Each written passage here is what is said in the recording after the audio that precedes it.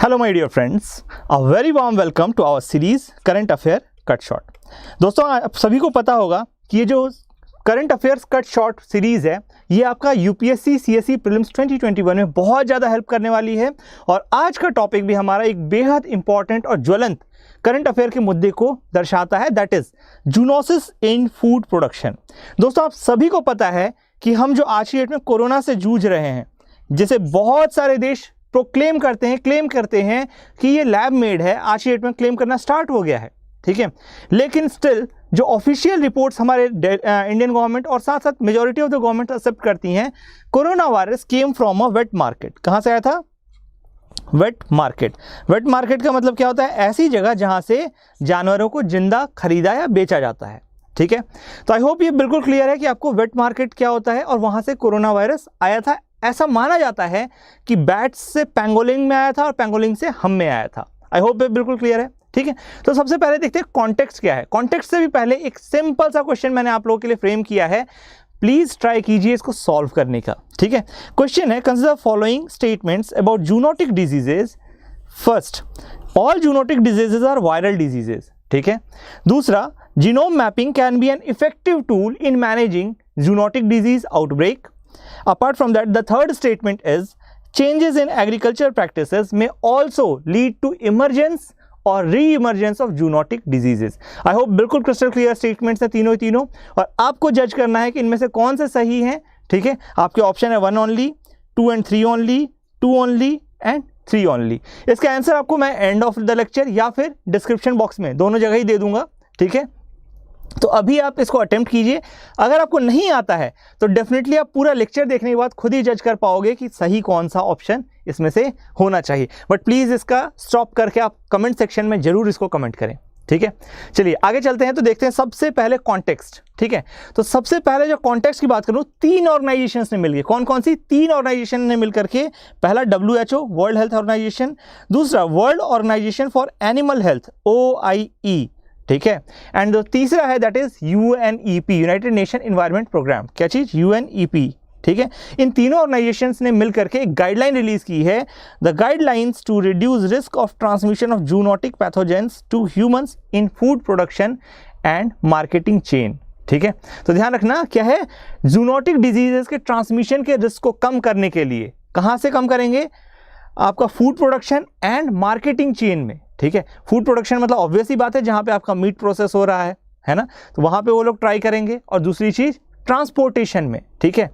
तो बिल्कुल, अब सबसे पहले समझो जूनोसिस होती क्या चीज है भाई। जूनोटिक डिजीज समझ में आता है। जूनोसिस क्या होता है?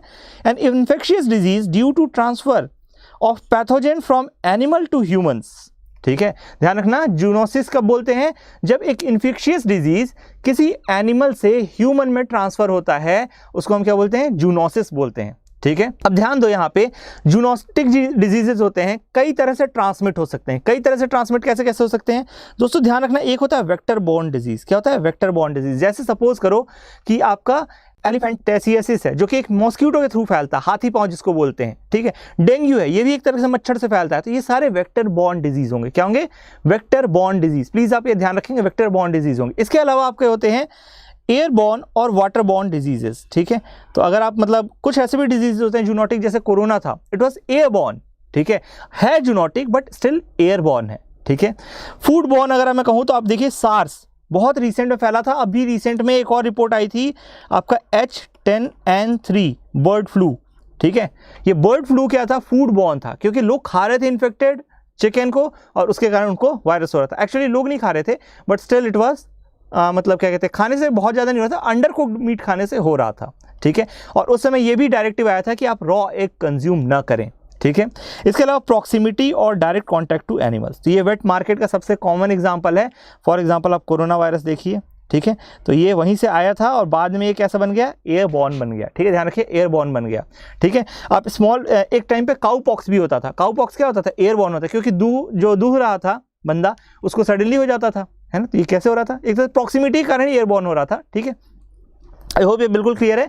अब जो सबसे इंपॉर्टेंट पॉइंट है, ये ध्यान रखिएगा, जूनोटिक डिजीजेस कोई जरूरी नहीं वायरल ही हो, ठीक है। कोई जरूरी नहीं वायरल ही हो या बैक्टीरियल ही हो, जैसे कि कोरोना वायरस है, ठीक है। कोरोना वायरस बस एक तरह का जूनोटिक डिजीज है, इसके अलावा और भी कई तरह के जूनोटिक डिजीजेज होते हैं जो कि एनिमल से ह्यूमंस में आते हैं, बट उनके जो वेक्टर्स, जो इनके कॉजेटिव ऑर्गेनिज्म होते हैं, they are from wide spectrum of micro organisms, ठीक है।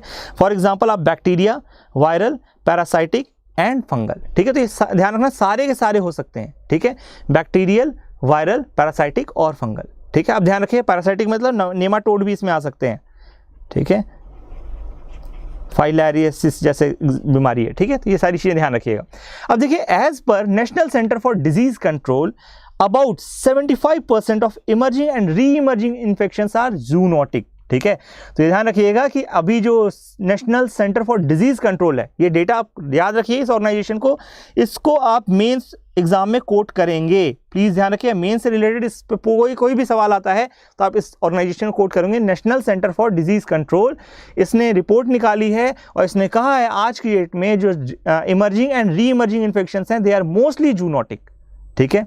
अब देखो इसके कुछ कॉजेज हैं दोस्तों, ठीक है, क्यों इतना ज़्यादा इंसिडेंसेस बढ़ रहे हैं। और आप खुद देखिए, एक प्रेडिक्शन भी थी मिस्टर बिल गेट्स ने, ठीक है, उन्होंने कहा था कि जो नेक्स्ट पैंडेमिक होगा या जो नेक्स्ट प्रॉब्लम आने वाली है, दैट विल बी बायोलॉजिकल, ठीक है। तो कहीं ना कहीं लोगों को अनुमान था, it was not a black swan event की इसकी प्रोबेबिलिटी 0 थी, किसी को टाइम नहीं पता था, बट स्टिल थिंग वेयर कि हाँ भाई कुछ ना कुछ ऐसा हो सकता है, ठीक है। ब्लैक स्वान इवेंट आप मुझे कमेंट सेक्शन में बताएंगे क्या होता है, ठीक है। हालांकि फिर भी इसको ब्लैक स्वान की कैटेगरी में रखा जा रहा है, ठीक है, क्योंकि सडनली बहुत ज़्यादा एक्सट्रीम स्केल पे प्रॉब्लम्स आई हैं, ठीक है। तो देखो, emergence and re emergence of zoonotic diseases के 3 तरह के कॉजेज हो सकते हैं, 3 तरह के, ध्यान रखना। मेंस के पर्सपेक्टिव से भी इंपॉर्टेंट है और साथ ही साथ आपके प्रीलिम्स पर्सपेक्टिव से भी इंपॉर्टेंट है, ठीक है। अब देखो, प्रीलिम्स के लिए मैंने इसमें से एक स्टेटमेंट निकाला हुआ है, ठीक है, तो आप ध्यान से सुनेंगे क्या क्या है। देखो, जो भी जूनोटिक डिजीजेस हैं वो क्यों बढ़ सकते हैं, पहला नेचुरल कॉज के कारण बढ़ सकते हैं, दूसरा एंथ्रोपोजेनिक एक्टिविटीज के कारण बढ़ सकते हैं, ठीक है, एंथ्रोपोजेनिक मतलब ह्यूमन एक्टिविटीज के कारण, और तीसरा हो सकता है आपका ऑक्यूपेशनल एक्टिविटीज के कारण, ठीक है। एंथ्रोपोजेनिक एक्टिविटीज होती हैं, इन्हीं से निकला है आपका ऑक्यूपेशनल, बट स्टिल हम थोड़ा सा उसको अलग कैटेगरी में रख रहे हैं क्योंकि ये सिग्निफिकेंट चंक है, ठीक है। तो चलो देखो, नेचुरल कॉजेज की अगर हम बात करें तो टेम्परेचर राइज, ठीक है, ग्लोबल क्लाइमेट बढ़ रहा है, उसके कारण जो वायरलिटी है ये सारी वायरसेस की अलग अलग बढ़ रही है और इकोसिस्टम्स चेंज हो रहे हैं। Increased cyclogenesis, geological anomalies, increased wild animals, origin of new bacterias, virus and vectors. I hope ये बिल्कुल क्लियर है आपको, ठीक है, कि कैसे क्या क्या चीज़ें हो रही हैं, ठीक है। इसके बाद आता है एंथ्रोपोजेनिक एक्टिविटीज़, इसमें क्या है, पॉपुलेशन ग्रोथ, ठीक है, poverty and migration, socio political issues, pathogen adaptation, mutation regular होता है तो ऑब्वियस सी बात है वो भी अडेप्ट करें, कैसे, जैसे एंटी माइक्रोबियल रेजिस्टेंट वैरायटीज़ जो आ रही हैं, ठीक है। तो बिल्कुल कई सारी ऐसी वैरायटीज़ हैं बैक्टीरियाज की जो कि आज की डेट में एंटीबायोटिक रेजिस्टेंट है।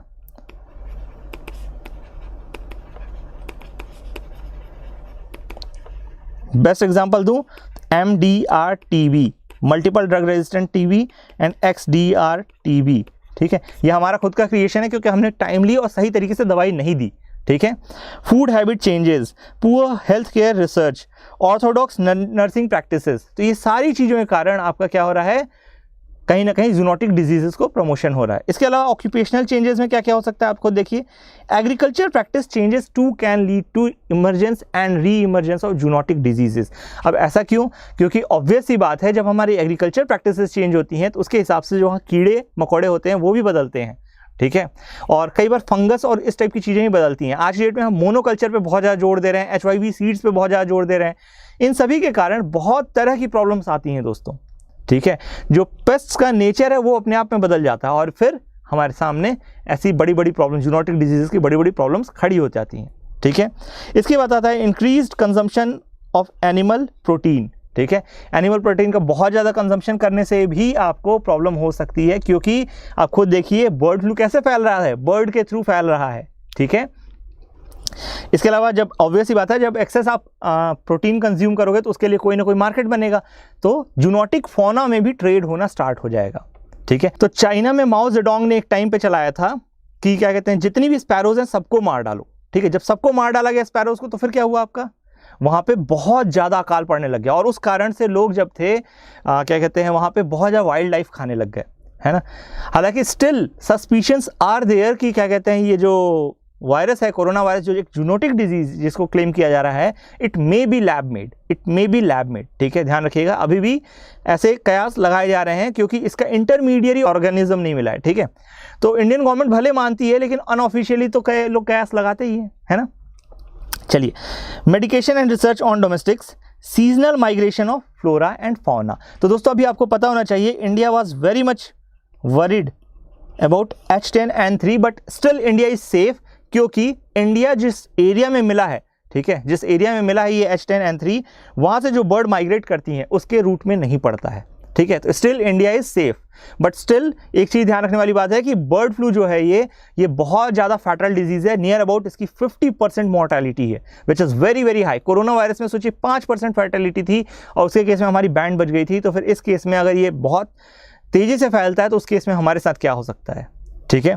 अब देखो, एग्जाम्पल ऑफ जूनोटिक डिजीजेस की बात करूँ तो यहाँ पे कोरोना वायरस ऑल्दो इंक्लूड नहीं किया गया, तो आप इसको चाहो तो इंक्लूड कर सकते हो, बट स्टिल अभी भी मैं कहीं ना कहीं मानता हूँ, ठीक है। SARS-CoV-2 इसको बोलते हैं, क्या बोलते हैं, SARS-CoV-2, ठीक है।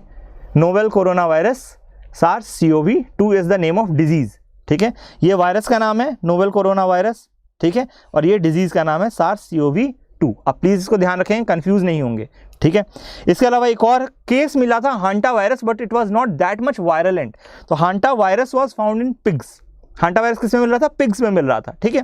इसके अलावा आपका H10N3 भी एक स्ट्रेन मिला है नया बर्ड फ्लू का, ठीक है, ध्यान रखिएगा। इसके अलावा कुछ और भी जूनोटिक डिजीजेस जो बहुत इंपॉर्टेंट हैं, JE, ठीक है, जापानीज एंसेफेलाइटिस। अभी रिसेंट में लीची को इसके लिए ब्लेम किया गया था, but it was not actual culprit, कोई और चीज़ थी, ठीक है। क्यासानूर फॉरेस्ट डिजीज, KFD, ठीक है। उसके अलावा Nipah virus infection, Ebola virus and Middle East respiratory syndrome, MERS जिसको बोलते हैं, ठीक है। तो ध्यान रखिएगा, इसके अलावा भी बहुत सारे हैं जो कि एनिमल्स से हम में पहुंचे हैं, ठीक है। अब देखिए WHO की गाइडलाइन क्या कहती है, मतलब WHO की, मतलब हमने अभी जस्ट जब कॉन्टेक्स्ट पढ़ा तभी आपने पढ़ा था, 3 ऑर्गेनाइजेशन ने मिलकर के निकाला है, ठीक है। तो बिल्कुल देखिए, सबसे पहले सस्पेंशन ऑफ ट्रेड, ठीक है। तो इसने क्या किया है कि सबसे पहले जो लाइव कॉट वाइल्ड एनिमल्स में ट्रेड होता है, स्पेसिफिकली मैमेलियन स्पीसीज में, उनको बंद करो।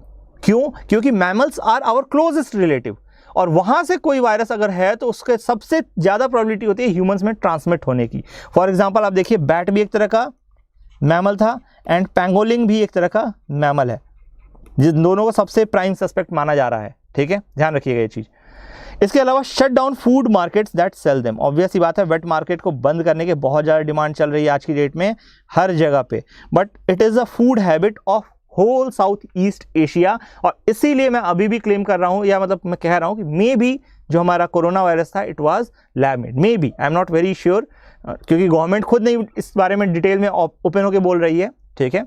तो ये हम कयास लगा रहे हैं। डेनमार्क की भी कुछ रिपोर्ट्स आई हैं कि इस वायरस को रिवर्स इंजीनियर किया गया है और कुछ उसमें टेक्निकलिटीज़ है, उस पर अलग हम वीडियो बना सकते हैं, ठीक है।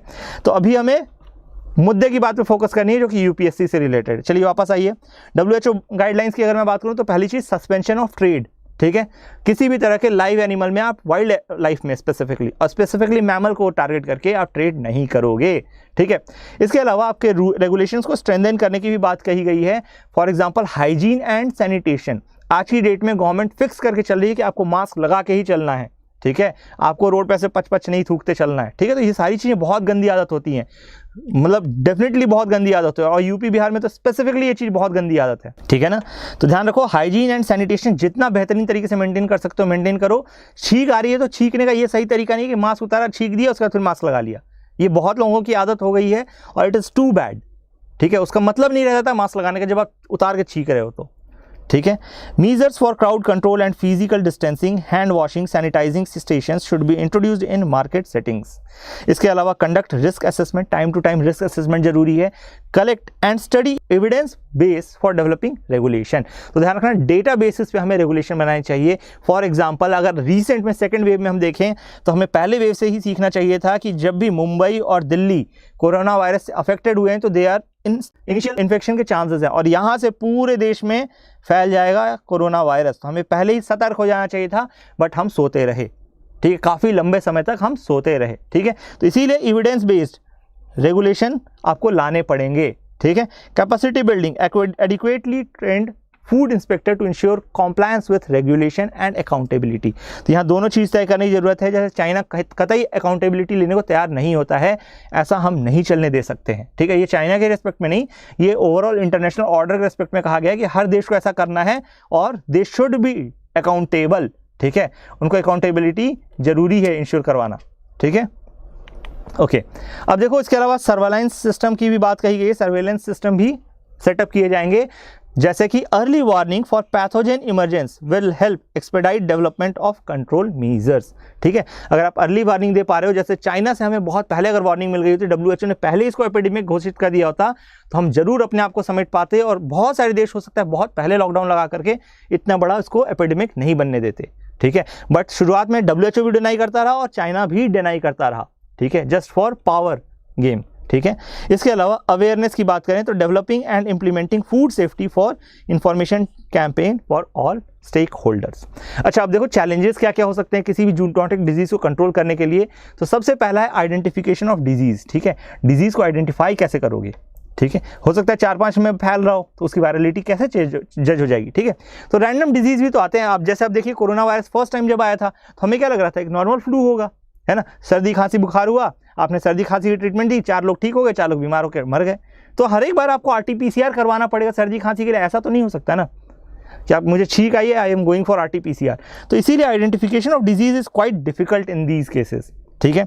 Coordination among veterinary and medical doctors, तो ये बहुत जरूरी है कि इंटरमिंगलिंग ऑफ साइंसेज। अभी रिसेंट में आयुर्वेदा वर्सेस एलोपैथी की एक डिबेट छिड़ी थी, which was very futile debate, क्योंकि दोनों ही एक दूसरे के पूरक हैं, सप्लीमेंट्री हैं, कॉम्प्लीमेंट्री हैं, ठीक है। और दोनों को मिक्स करके स्टडी करना चाहिए, रादर देन ये कहने कि आयुर्वेदा इज बेटर है और एलोपैथी के कारण लोग मर रहे हैं। ये सरासर बेवकूफ़ों वाला बात है, ठीक है। इवन पतंजलि ने भी जो कोरोलिन निकाला है उस पर क्लियर कट लिखा है, it is supplementary medicine not the exact medicine of corona, ठीक है। सप्लीमेंट्री का मतलब होता है कि आप उसको साइड बाय साइड लीजिए, उससे आपको थोड़ा इम्यून बूस्ट होगा, उससे थोड़ा सा रिकवरी में मदद मिल सकती है, बट वो सही दवाई नहीं है, ठीक है। वो बेचने का अपना तरीका है, मार्केटिंग का तरीका है। ध्यान रखना दोनों कॉम्प्लीमेंट्री है। Ayurveda is equally important as compare to allopathy. हम प्रॉपर तरीके से उसको मोनेटाइज नहीं कर पाए हैं बस, ठीक है। इसके बाद आता है आपका lack of funds. Lack of funds मतलब कि हमारे पास पैसा ही इतना नहीं है कि हेल्थ सेक्टर में इनफ खर्चा कर सके। हर साल हम कहते हैं 5% बढ़ाएंगे, 4% बढ़ाएंगे, पैसा ही नहीं है, ठीक है। इसके अलावा लैक ऑफ नॉलेज भी है दोस्तों इस फील्ड में। इसके अलावा प्रायोरिटाइजेशन ऑफ इन्फेक्शियस डिजीजेस हमें करना पड़ेगा, क्योंकि नॉन कम्युनिकेबल डिजीज ऑल्दो हमारा बर्डन बढ़ रहा है, but still infectious diseases are more dangerous, ठीक है। और ग्लोबल माइग्रेशन पे भी हमें चेक रखने में बहुत डिफिकल्टी होती है, ठीक है। चलो अब देखो जरा सा measures taken to control zoonotic diseases, ठीक है। क्या क्या मीजर्स लिए जा सकते हैं जूनोटिक डिजीज को कंट्रोल करने के लिए। सबसे इंपॉर्टेंट और सबसे पहला जो कि आपको मेंशन करना ही करना है किसी भी अपने मेंस के आंसर में, ठीक है, that is one health approach, ठीक है। ये आप मिस नहीं करके आओगे, प्लीज ये ध्यान रखना, आप इसको मिस नहीं करके आओगे। अगर आप भूलते हो तो इसको एक नोट्स में कहीं वन हेल्थ अप्रोच बस एक वर्ड लिख लो, वन हेल्थ अप्रोच, ठीक है। वन हेल्थ अप्रोच का मतलब क्या है, होलिस्टिकली देखना हेल्थ को। पूरी विश्व का जो हेल्थ है दैट इज इंटरलिंक्ड। अब पूरे विश्व का हेल्थ का मतलब क्या है, देखो पूरे विश्व में कौन कौन रहता है। सबसे पहले तो एक ह्यूमन स्पीशीज रहती है जो समझती है सबसे सुपीरियर हम ही हैं। दूसरा कौन है, एनिमल्स हैं, प्लांट्स एंड एनिमल्स, ठीक है। और इन तीनों, ये दोनों किस में रहते हैं भाई, इन्वायरमेंट में रहते हैं। तो इन तीनों की हेल्थ जरूरत है, ध्यान रखना इन तीनों के हेल्थ की बेटर कंडीशन में होने की जरूरत है। तो आप ऐसे भी लिखते हो कभी हेल्थ पे, तो please write it in these 3 perspective. इन तीनों ही पर्सपेक्टिव पे आप ऐसे भी अपना फ्रेम करेंगे। ध्यान रखिए कभी भी हेल्थ पे आपको ऐसे लिखते हैं तो इन तीनों पर्सपेक्टिव में अपना ऐसे फ्रेम कीजिए, वो ज़्यादा बेटर इफेक्टिव भी रहेगा और डायमेंशंस भी ज़्यादा दिखेंगे उसमें, ठीक है। तो ये बहुत जरूरी है ख्याल रखना, ठीक है। वन हेल्थ अप्रोच क्या है, रिकॉग्नाइज्ड बाय WHO ने इसको प्रॉपर्ली रिकॉग्नाइज किया है। इसके अलावा ministry of science and technology ने एक नेशनल एक्सपर्ट ग्रुप बनाया है जो कि आइडेंटिफाई करेगा डिफरेंट प्रायोरिटी एरियाज को for better understanding of mechanism of virulence, infections and their transmission, ठीक है। आई होप बिल्कुल क्लियर है ये चीजें। किसने बनाया, ministry of science and technology ने।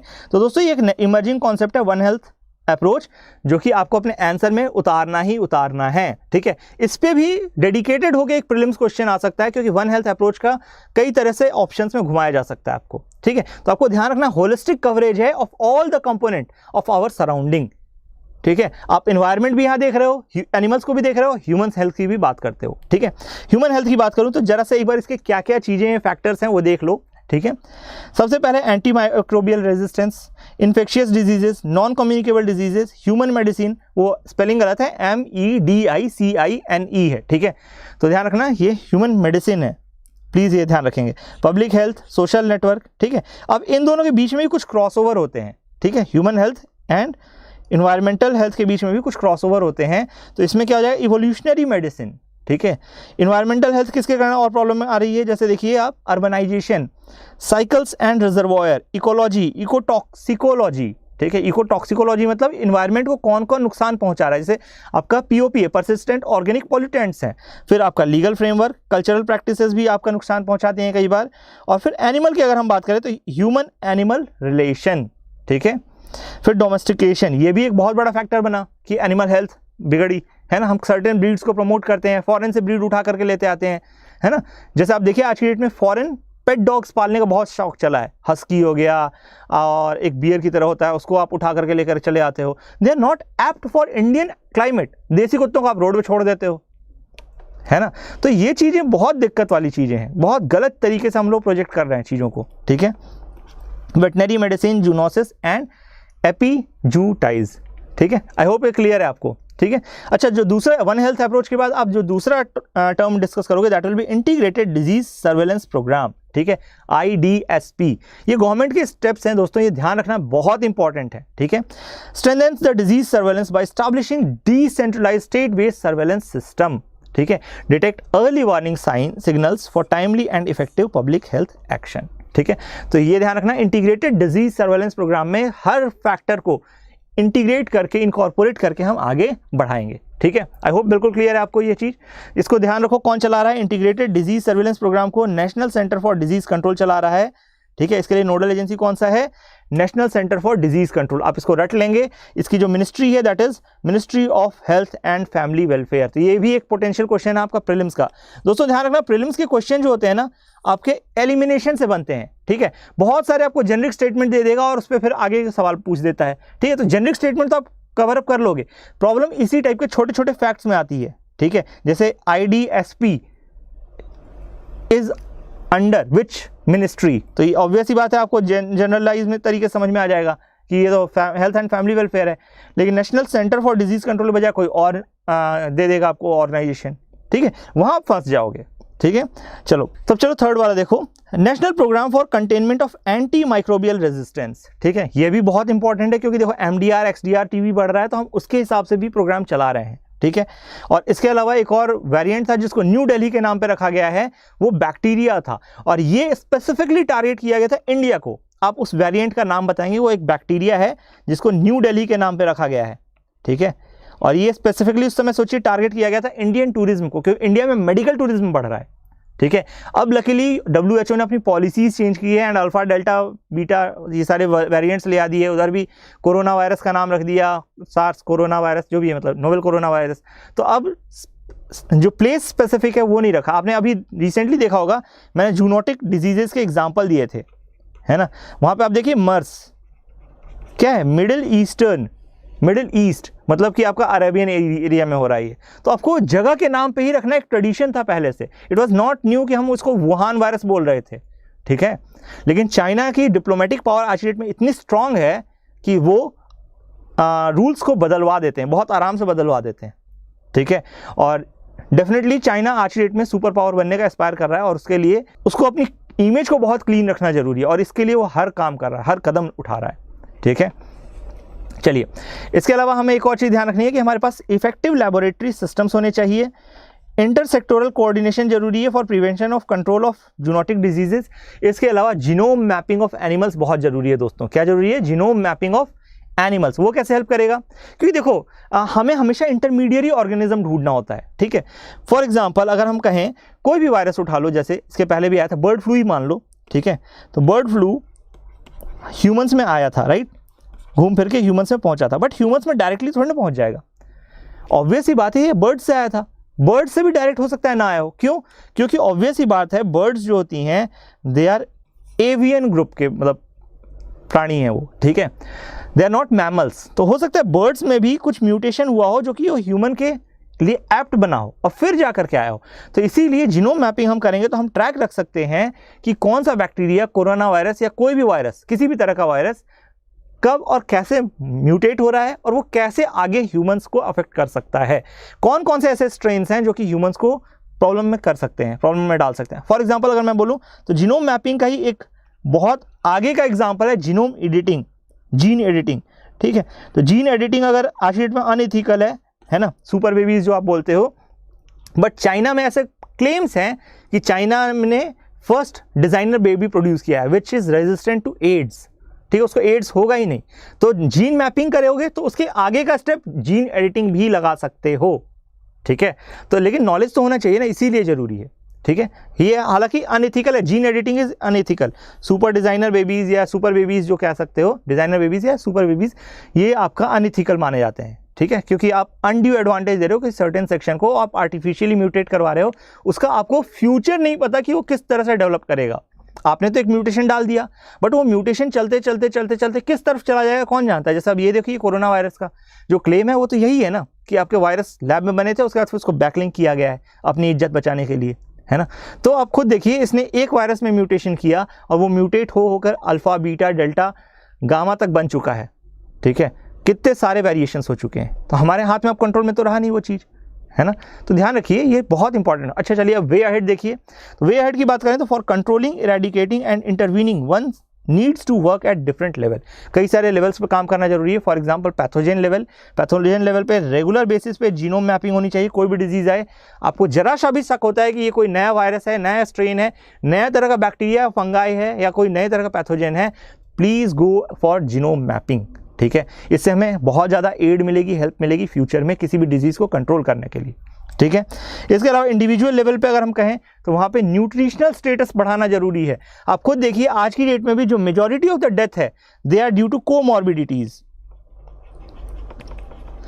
आज की डेट में आप देखिए ब्लैक फंगस का जो मीनेस आया that is due to lowered immune system after steroids were administered to corona patient, ठीक है। तो ये सारी चीज़ें क्यों आ रही है? क्योंकि हमारा इम्यून सिस्टम कम है, जब हम कमज़ोर है, जब हमारा इम्यून सिस्टम कमज़ोर है तो ऑब्वियस ही बात है हमारा न्यूट्रिशनल स्टेटस अगर हम बढ़ा देंगे तो हमारा इम्यून सिस्टम भी स्ट्रांग हो जाएगा और रिलेटिवली हम ज़्यादा बेटर ह्यूमन रिसोर्स बनेंगे अपने देश के लिए भी और बाकी चीज़ों के लिए भी। इसके अलावा अगर मैं बात करूँ तो जो थर्ड लेवल पर आपको काम करना चाहिए दैट इज एनवायरमेंटल लेवल, जहाँ पे interaction between animals and humans को मिनिमाइज करना चाहिए, ठीक है। ये नहीं कि आप डेली मतलब वेट मार्केट से लाइव मुर्गा कटवा के ला रहे हो, ठीक है। ऑल्दो इंडिया में ये बहुत ट्रेडिशनल प्रैक्टिस रही है and it is very good, मतलब टेस्ट बेटर आता है ऐसा माना जाता है इन जनरल, ठीक है। बट स्टिल आपको कोशिश करना चाहिए कि ये इंटरेक्शन कम से कम हो, ठीक है, क्योंकि आज की डेट में जूनोटिक डिजीज देखो तो मोस्टली वहीं से आ रहे हैं, ठीक है, और आप उसको डिनाई नहीं कर सकते, ठीक है। There educational and cultural backgrounds, ठीक है। अगर आप केरला का भी देखो, आप खुद देखो बनाना का बाइट्स, फ्रूट बैट्स होते हैं, ठीक है, ये बनाना खाते हैं, है ना, और ये बनाना कौन खा लिया? ह्यूमन खा लिया, तो उसके कारण फिर से इसको इन्फेक्शन हो गया था, ठीक है। तो इस तरह की प्रॉब्लम्स होती रहती हैं। तो ये सारी चीज़ों को आपको कंट्रोल करने के लिए क्या करना पड़ेगा? अपना एजुकेशनल कल्चरल बैकग्राउंड सुधारोगे, इंटरेक्शन जितना कम हो सके उतना कम करोगे, ठीक है, और अवेयरनेस होनी चाहिए लोगों में, ठीक है, और साथ साथ आपने न्यूट्रिशनल स्टेटस मैंने बताई दिया। तो इस तरह 3 कैटेगराइज करके 3 वे में आप इसको मेंस का आंसर प्रॉपर वे अहेड के साथ आप लिखेंगे, ठीक है। अब चलिए प्रीलिम्स की क्वेश्चन की अगर मैं बात करूँ तो प्रीलिम्स के क्वेश्चन में आप खुद देखिए, आपने जज कर लिया होगा अब तक कि कौन सा सही है। पहला स्टेटमेंट क्या कहता है? All zoonotic diseases are viral disease. दोस्तों एक चीज ध्यान रखना, साइंस, टेक या फिर किसी भी स्ट्रीम में कहीं भी एक्सट्रीम स्टेटमेंट आते हैं, फॉर एग्जांपल ऑल या ओनली, ठीक है, इस तरह के जो भी एक्सट्रीम स्टेटमेंट आते हैं मोस्ट ऑफ द केसेस में वो रॉन्ग होगा स्टेटमेंट। आप देखिएगा 80 to 90% केसेस में वो जो स्टेटमेंट होगा वो रॉन्ग होगा। ध्यान रखिएगा 80 to 90%, 10% में आपको अपना जो डिस्क्रिशन माइंड लगाना पड़ेगा, डिस्क्रिशन लगाना पड़ेगा, ठीक है, जज करना पड़ेगा कि सही हो सकता है, गलत हो सकता है, ठीक है। तो definitely all zoonotic diseases are viral diseases ऐसा नहीं है, मैं आपको पहले ही बता चुका हूँ। जूनोटिक डिजीजेस वायरल बैक्टीरिया के कारण भी हो सकते हैं, फंगस के कारण भी हो सकते हैं, ठीक है। तो ये स्टेटमेंट हो जाता है गलत। ऑप्शन कौन कौन से कट गए? चलो भाई ए कट गया आपका ऑप्शन, ठीक है। अब आया genome mapping can be an effective tool in managing zoonotic disease outbreak. अगर आपको मैंने ये लेक्चर नहीं भी दिया होता तो भी आपके सेंस होना चाहिए कि जीनोम मैपिंग मतलब क्या होता है, उसके जीन्स की स्टडी, और कहीं ना कहीं यही चीज़ RT-PCR भी करती है ना। तो RT-PCR में बेसिकली इनडायरेक्ट वे में आप जीनोम मैपिंग ही कर रहे हो, तो ऑब्वियस ही बात है जब जीनोम मैप करोगे तभी जाकर किसी भी जूनोटिक डिजीज को कंट्रोल कर पाओगे। तो ये बहुत जेनरिक स्टेटमेंट बन जाता है, जिसका कारण 2 सही है, तो ऑब्वियस ही बात है 2 सही है, इसका मतलब बी और सी में आपके पास ऑप्शन बचता है, केवल 3 तो नहीं हो सकता। अब तीसरा स्टेटमेंट देखते हैं, चेंजेस इन एग्रीकल्चर प्रैक्टिसेस में also lead to emergence and re emergence of zoonotic disease. दोस्तों यहाँ पे थोड़ा सा आप कंफ्यूज हो सकते थे, and I totally agree, but still 50-50 हो चुका है question. I will suggest that you should attempt this question, ठीक है, नहीं भी पता है तो भी। और आप, मैंने जैसे लेक्चर में बताया, मैंने आपको स्लाइड बताई थी कि कॉजेज क्या क्या हैं, तो आपको पता होना चाहिए कि चेंजेस इन एग्रीकल्चर प्रैक्टिसेस जब भी होंगी, जैसे आज डेट में हम मोनोकल्चर कर रहे हैं, जिसके कारण हम पूरा इकोसिस्टम, एग्रीकल्चर इकोसिस्टम चेंज कर रहे हैं, तो वहाँ से भी जूनोटिक डिजीजेस बढ़ने के चांसेस बनते हैं। साथ ही साथ मिथेन का सोर्स है, कई सारी चीज़ें हैं जो कि एग्रीकल्चर प्रैक्टिसेस चेंज होने से हमारे इन्वायरमेंट में डेंजर आता है, और इसके कारण भी आपकी जूनोटिक डिजीजेस बढ़ सकती हैं। तो इसीलिए आपका बी होगा। साइंस में ध्यान रखना, रिलेटिवली लिबरल अप्रोच रखना किसी भी क्वेश्चन को सॉल्व करने के लिए, ठीक है। तो आई होप आपको लेक्चर पसंद आया हो। आपको पसंद आया है तो please do like our lecture, please do comment, give your feedback, give your answers, ठीक है। कोई आपको लगता है कि इंपॉर्टेंट टॉपिक जो हम कवर कर सकते हैं वो भी हमें ज़रूर बताइए, ठीक है। और प्लीज़ अपने दोस्तों से शेयर कीजिए और हमारे चैनल को सब्सक्राइब कीजिए, इससे हमें मोटिवेशन मिलती है आपके लिए और अच्छे और नए नए वीडियोस लेके आने के लिए, टॉपिक लेके आने के लिए। I hope you all will clear UPSC CSE 2021। मिलते हैं अगले लेक्चर में, till then thank you and bye bye.